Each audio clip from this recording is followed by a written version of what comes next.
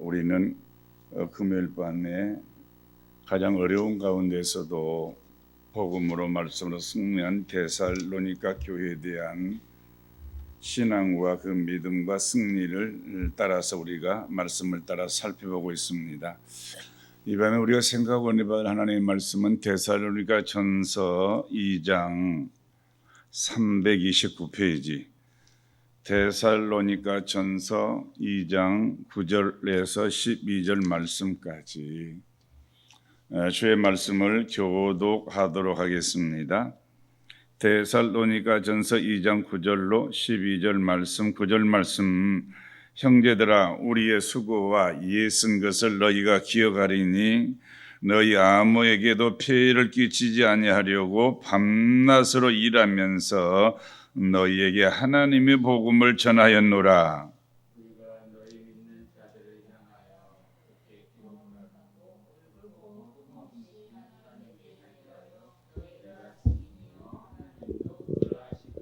너희도 아는 바와 같이 우리가 너희 각 사람에게 아버지가 자기 자녀에게 하듯 권면하고 위로하고 경계하노니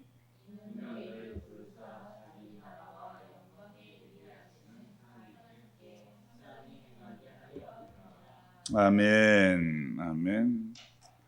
오늘 이 말씀을 중심해서 바울의 일과 삶과 말, 사도 바울의 일, 사도 바울의 삶, 그리고 사도 바울의 언어, 말, 이런 부분으로 생각할 때에 주님의 크신 은혜가 있길 간절히 바랍니다.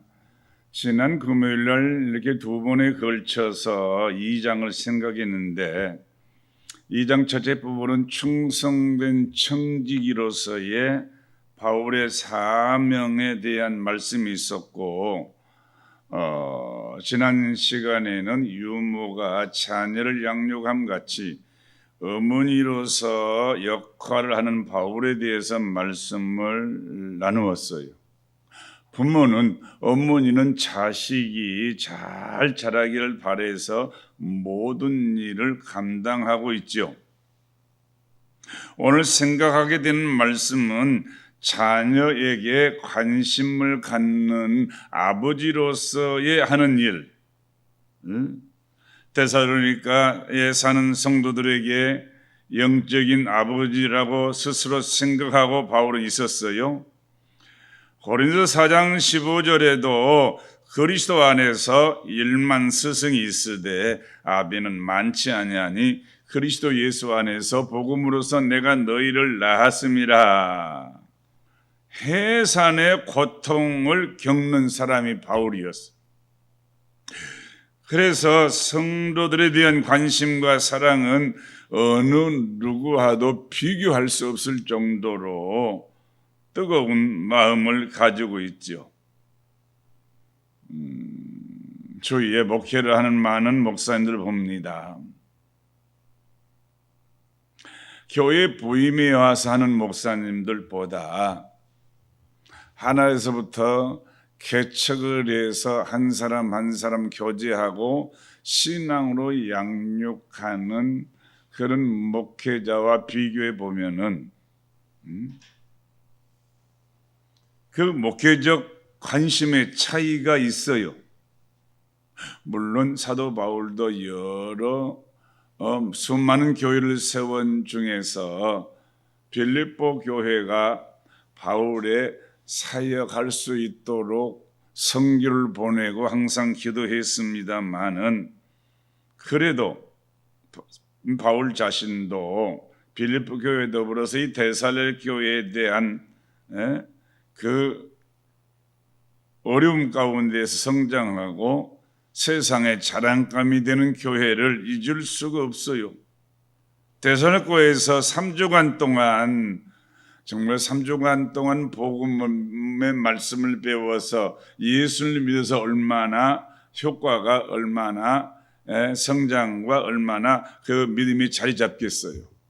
그런데 데살로니가 교회에서는 3주간 동안 말씀을 가르쳤던 그 일들이 열매가 맺어서 믿음의 수고와 믿음의 역사와 사랑의 수고와 소망에 대한 인내가 아가야와 온 고린도 지역에 확장되어지고 자랑감이 되는 교회로서 3주간 더 이상 핍박으로 복음을 전할 수가 없어서 아덴으로 떠날 때에 디모데와 실라를 이 데살로니가에 머물게 있어서 교회를 돕게 했지요. 나중에 그를 만났을 때에 바울은 디모데를 데살로니가에 돌려보내서 주의 말씀으로 예수님의 사랑으로 격려하게 했고 그의 사랑과 관심을 그들에게 확실시킨 것을 볼 수 있어요.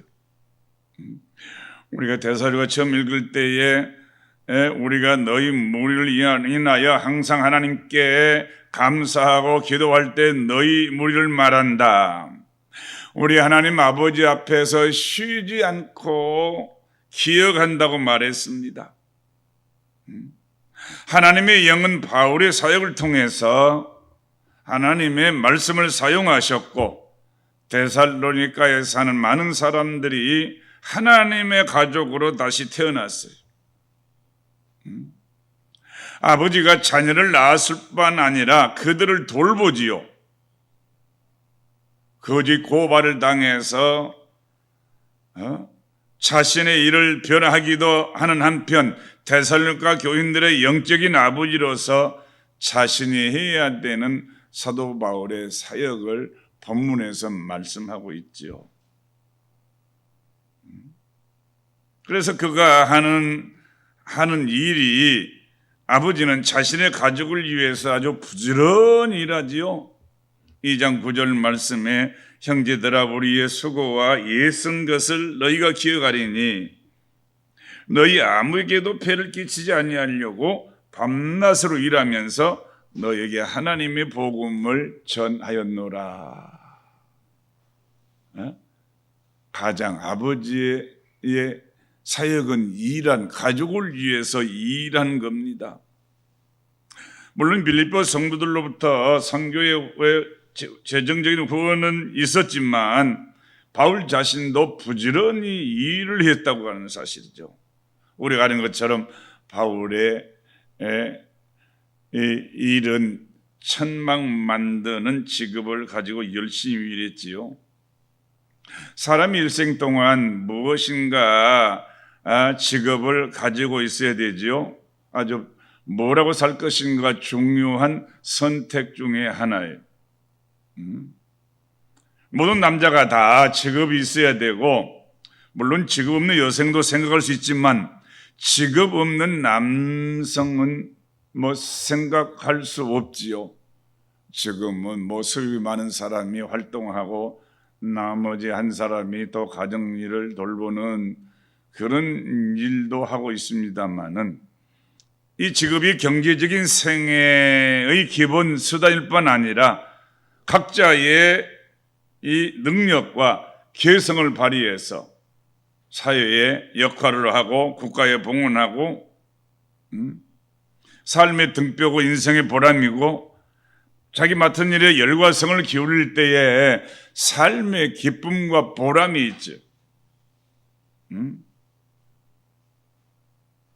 그리고 좀 더 나가 생각해 보면 열심히 일한 사람이에요. 열심히 일해서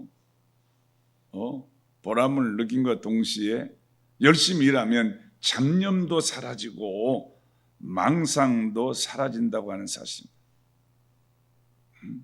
정말 자기 일에 만난 사람은 일에 살고 일에 죽을 만큼 그 일의 보람과 아주 정성을 다하지요. 이 세상에 가장 행복한 사람은 자기 일, 자기 직업에 대해서 하나님이 주신 천직이다 그런 사상을 갖는 일이죠. 소명의식을 느끼는 사람, 하나님이 내게 맡긴 직분, 하나님 나를 불러서 나에게 맡긴 일들, 그래서 내가 하는 일에 대해서 아주 애정을 가져야 되죠. 만약 내가 이걸 하지 못하면 내가 못 사는가 해이한 마음이나 낙심한 심정이 있다고 하면 그 삶 자체가 생각 자체가 불행하고 답답하기 마련이라고 하는 사실입니다.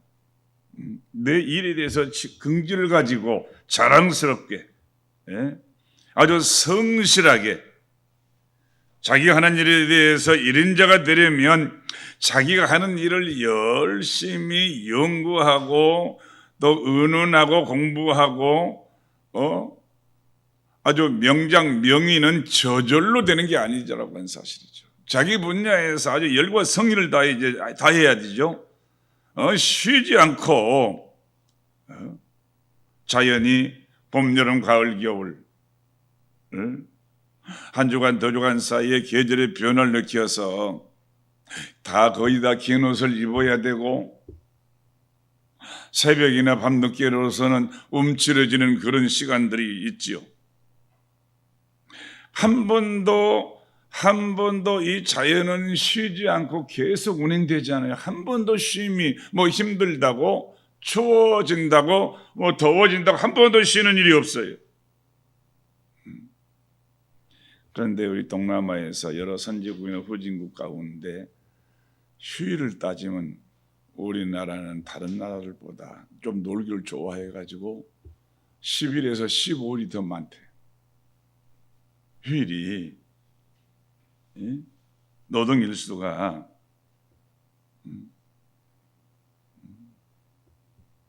한국 사람들은 부지런하다는 평을 받는데 이 좋은 평을 놓치면 안 되지요.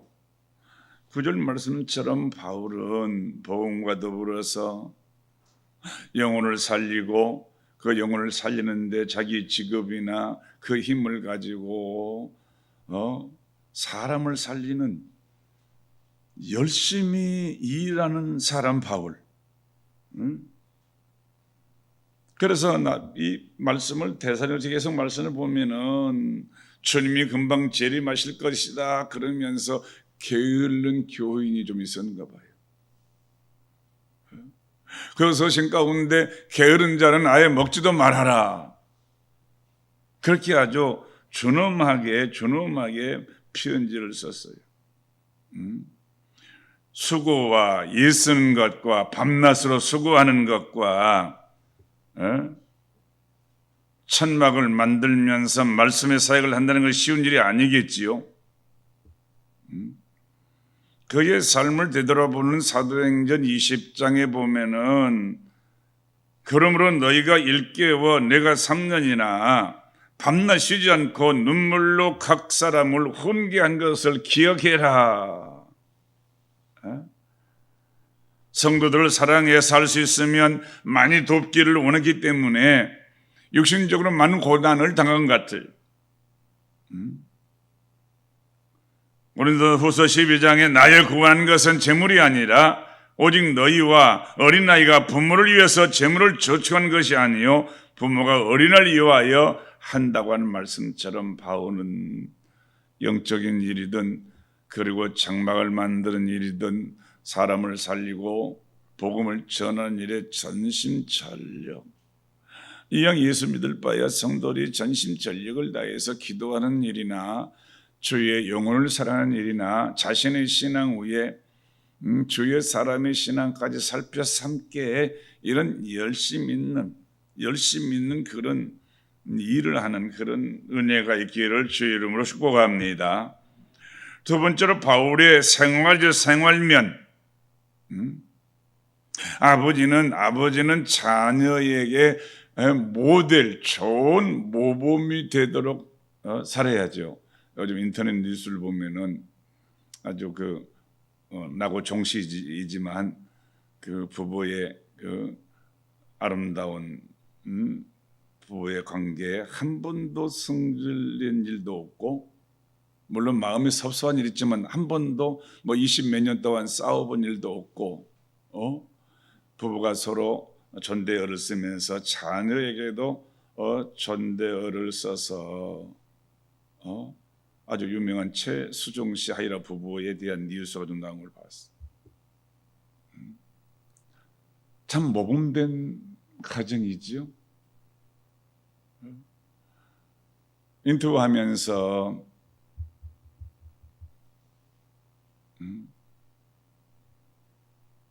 이제 자녀들이 성년이 됐는데 자녀들도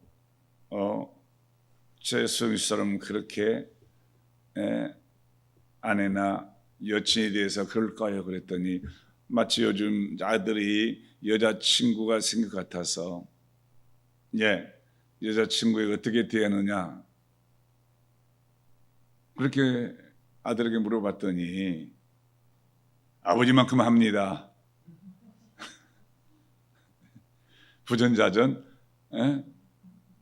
아버지만큼 한다 그렇게 대답했다고 해서 더 이상 말할 것이요. 더 이상 자녀에게 뭐 여자 만나면 친구 만나면 이래라 저래라 뭐 얘기할 것이 없이 한마디로 끝냈다고 하는 그런 내용을 보면서 참 이 바울의 생활에 대해서 하나님이 증거해 주셨죠. 바울의 생활은 한마디로 거룩했다고 하는 사실입니다. 10절 우리가 너희 믿는 자들 향하여 어떻게 거룩하고 어떻게 옳고 어떻게 흠없이 행하였는지에 대하여 너희가 증인이요 하나님도 그러하시다. 성도들의 우리의 삶, 우리의 생활을 살펴보면은 구약 성경에도 하나님께서 그 아브라함을 부르시고 모세를 부르시고 그 백성의 윤리와 법들을 주신 것은 하나님이 거룩하니 너희도 거룩하라. 제사장의 머리에 거룩한 백성, 거룩이라고 기록해서 거룩을 이마에 붙이고 거룩한 백성이라. 너희 몸을 거룩한 산 제사로 드리라. 너희가 드릴 영적 예배라. 하나님 기뻐하신 거룩한 산 제사적인 그런 삶, 하나님이 받으실 만한 산 제사, 우리의 삶 가운데 바울의 생활처럼 거룩함이라고 하는 사실입니다. 주님께서 제자를 향해서 너희가 세상의 빛이요 너희가 세상의 소금이지 않느냐. 빛으로 드러나라고. 어두움과 죄악이 쌓여가는 이 세상에 너희가 빛으로 드러나라고. 썩어져가는 세상에 방부에 썩지 아니하도록 소금의 역할, 너희가 소금의 역할. 맛없는 소금은 무엇이다 쓸데 있겠느냐. 사람들의 발에 밟힌다고 하는 사실이죠. 바울 자신이 그렇게 모범적으로 아주 거룩한 삶, 육신의 정욕과 이성의 자랑과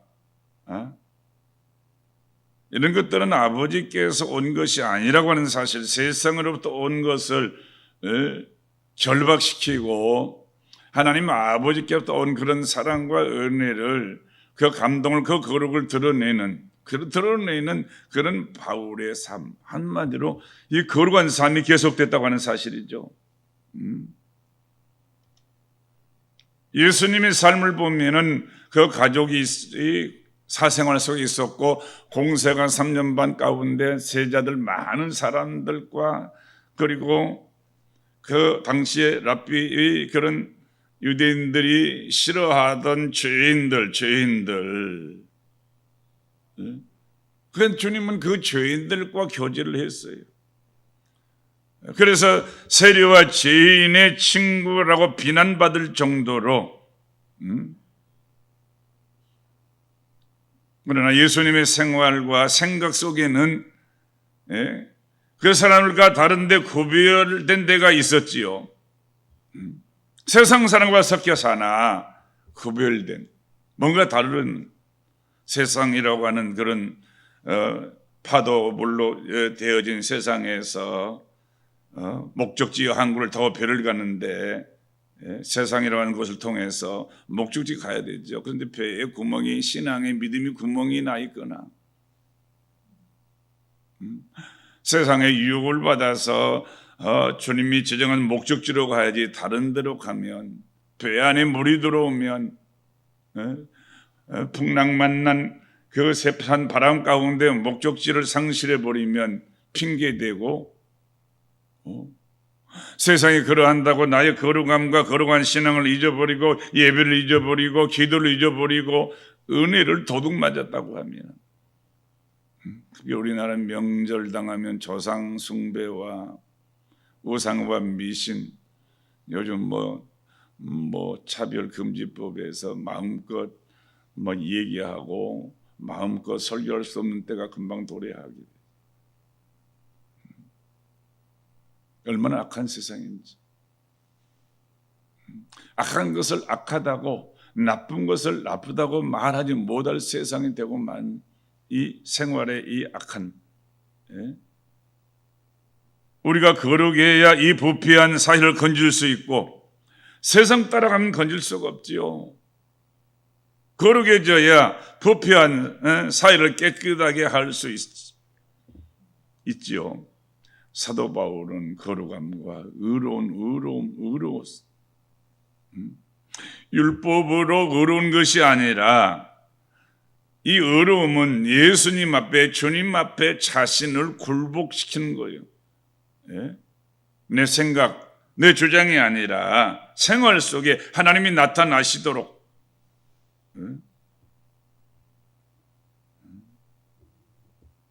바울의 원수들은 바울을 고발했습니다. 아무리 조사해도 바울에게 흠이 없었어요. 그의 생활이 흠 없고 깨끗했기 때문에 바울의 생활, 이런 앞서간 우리에게 증거했던 그런 모습을 보면서 할 수 있다고 하면 점점 더 성화의 단계에 거듭나서 하나님의 자녀가 되어져서 견인, 하나님께 붙잡혀서, 주님께 붙잡혀서 점점점 읽고 듣고 묵상하고 은혜 받아서 거룩해져 가는 성화의 아름다운 단계를 바울처럼 계속해서 이어가는 그런 은혜가 있길 바랍니다. 그 다음에 바울의 삶과 생활과 그리고 말이죠. 말. 11절 너희도 아는 바와 같이 우리가 너희 각 사람에게 아버지가 자기 자녀에게 하듯 권면하고 위로하고 경계했다. 왜 했느냐?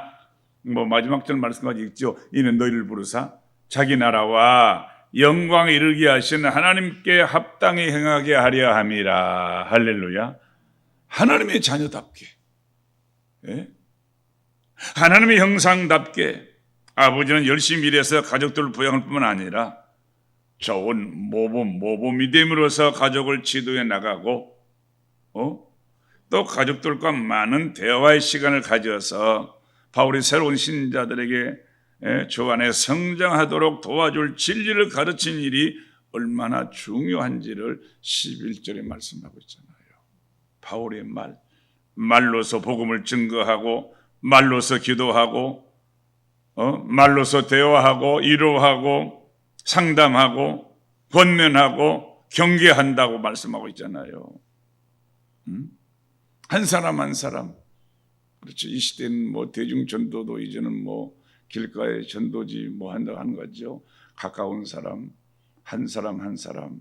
그래서 늘 주일날 말한 것처럼 전도 대상자, 2층에 사니까, 아래층에 사니까, 옆집에 사니까, 직장에서나 자주시장에서 만나는 데 사람들을, 내가 알 수 있는 사람들을 요즘 모르는 전화 오면 안 받아버리잖아요. 내게 속해 있지 않은 모르는 전화 안 받아. 모르는 전화 받으면 보험회사, 전화회사,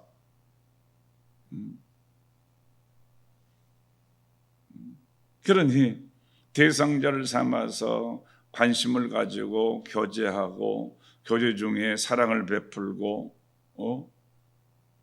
또 그 중에 복음을 접할 수 있도록 내가 믿는 예수님, 나에게서 복음의 향기가, 나에게서 예수님의 은혜가 넘쳐나서 감동도 되고 은혜 되도록 일어나는 그런 모범, 그런 역사, 그런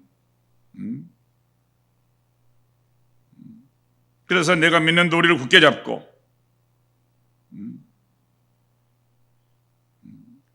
우리는 훌륭한 연주자가 그냥 되는 게 아니잖아요. 얼마나 많은 연습, 얼마나 많은 노력, 연습과 진전이 없다면, 연습에 싫어진다고 하면은 자꾸 실수하고 열등감이 생기고 낙심되지요. 배우의 부모님과 훌륭한 선생님이 계셔서 낙심할 때 힘을 불어넣어주고 권면하고, 그리고 또 격려가 필요하죠. 오늘 말씀 격려하고 권면하고 위로하, 자기 자녀에게 하던 권면과 위로와 격려, 경계를 격려라고 하면 더 빨리 알아들을 수 있겠어. 아름다운 격려는 낙심하고 실수하고 열등감 생기고 낙심될 때에 배우의 그런 훌륭한 그런 부모와 선생님이 계셔서 위로하고 격려하면 새 힘을 또 생기지요. 또 열심을 내지요.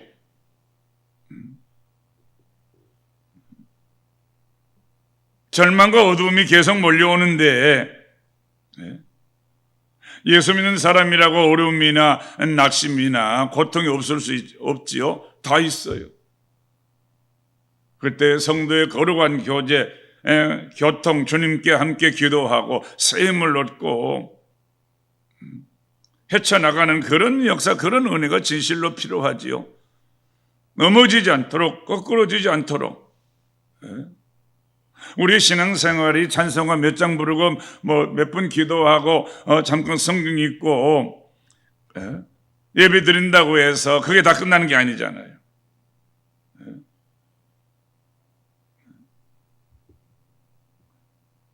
교회가 처음 시작할 때 초대교회의 모습 보면은 예수 이름으로 모일 때 얼마나 핍박이 심하고 고통이 따르고 염려와 근심이 따랐습니까? 대선의 교회도 여기가 아니었지요. 초대교회의 역사를 보면, 교회에서 역사를 보면 예수 믿다가 순교하는 일이 허다했어요. 요즘 꽃게가 나는 절에서 중국 배들이 연평도 근처에 와가지고 잡으러 해서 영업지도선 생각지도 못한 일들이 왜 일어나는지, 무슨 일 하나 터지면 진보와 보수 백성들 간에 그냥 쫙 갈라져 갖고 서로 난도질하면서 손가락질하면서 서로 미워하면서 무슨 일 생기기만 하면 격려나 경계나 위로는 안 되어지고 편을 깔려가지고 정말 안타까운 오늘의 현실을 우리가 볼 수 있어요. 정말 하나님이 이 나라 이 땅 우리를 불쌍히 여겨주시고 긍휼히 여겨주시고 정말 그런 바울이 교회를 향해서 너희가 이 마음을 품으라, 정말 이 그리스도 예수님의 마음으로 변화되지 않고서는 세상은 점점 더 어려워지는 그런 현실. 민주가 발전했던 미국도 그냥 박이 터지로 싸우고 있지요. 공산당도 러시아나 중국도 마찬가지고, 마호메트를 숭상하는 무슬림도 마찬가지고, 세상이 마지막 때에 처처의 기근이나 난리가 아니라 사람과 사람 사이에 난리가 더 어려워지는 우리 현실. 뭐죠? 문제는 성경으로 돌아가는 겁니다. 할렐루야. 해결은 성경으로 돌아가는 길밖에. 성경이 이 시대에 대해서 우리에게 뭐라고 말씀하시는가? 주여 우리를 도와주시고 또 도움을 받아서 남을 도와주기 위해서 우리를 주님이 불러주셨다고 하는 사실이죠. 진정으로 성령께서 보혜사 성령께서 충만히 부어주셔서 권면해 주시고 격려해 주시고 이 어려운 때를 이기게 하시는 하나님의 그 사랑과 역사, 누가 사람을 격려할 수 있겠습니까? 누가 누구를 위해서 기도해 줄 수 있겠습니까? 이 험한 세상 걸어가는 동안 방황하는 사람이 너무나 많다고 하는 사실, 고통받는 사람이 너무나 많다고 하는 사실이죠. 교회 밖에서도 교회 안에서까지. 그러나 몇몇 사람이 꾸준히 만나고 소망과 의지를 불어넣어주고 격려할 때에 그 영혼도 살고 그 삶이 살아나는, 그 영혼이 살아나는 은혜가 있게 될 줄로 믿습니다. 기진맥진해서 더 이상 걸어갈 수 없는 사람들, 실패해서 넘어진 많은 사람들, 이런 상처 저런 상처, 말한 말의 상처도 있고, 이런 상처 저런 상처를 입고 쓰러진 사람들이 얼마나 우리 주변에 버림받는 사람들이죠. 이런 사람들을 격려하며 붙돋아줄 사람이 바로 복음으로 은혜로 충만히 받는 주님의 성도들, 나와 여러분들이라고 하는 사실이죠. 이를 위해서 우리를 부르시고 그들을 끌어올리도록 도와줄 수 있는 방법이 무엇인가? 이 코로나 시대에 또 명절을 맞이해서 참 우리 주위에 어려움을 당한 사람이 많이 있죠. 낙심하는 사람들, 어떻게 해야 될 줄 몰라서 어떤 모습으로 명절을 지낼까, 명절을 안 왔으면 좋겠다.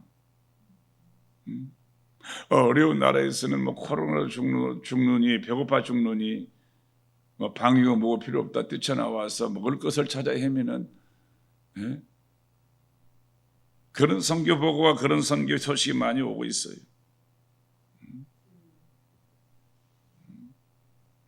우리 교회와 성도들 주님 앞에 나와서 격려와 위로를 받고 날마다 소망이 넘쳐나도록